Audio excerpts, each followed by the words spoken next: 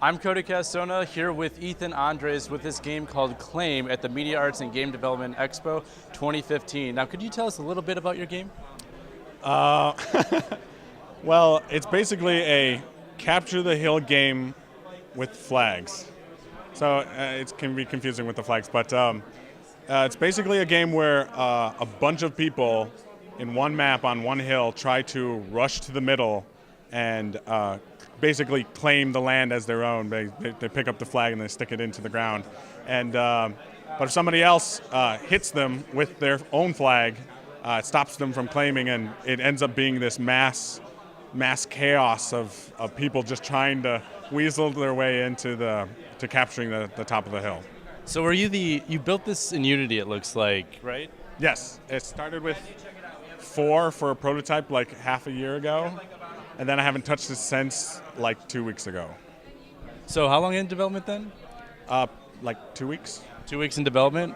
Looks like a lot more content went into it, so. Well, it started out as an idea when I was walking over a hill, and I was really mad at walking over this hill because I'm kind of a big guy. I run out of breath, and so I was like, man, we should get rid of every hill in the world. And that's where the idea of the game came, is that every nation in the world decides to get rid of all the hills, but they need to put the dirt somewhere, so they put it in the middle of the Pacific Ocean, but it ends up stacking up and making a new landmass. And so since it's all international dirt and international water, nobody technically owns it. So they decide in order to decide who owns it, they do it old school, where Christopher Columbus comes to the new land, sticks a flag in it, and says, this is Spain's now. It's essentially the same thing. So basically representatives of other countries come in and try to claim the hill for their own.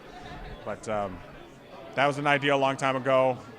Tried making a small idea. It sort of worked. I didn't touch it for a very, very long time.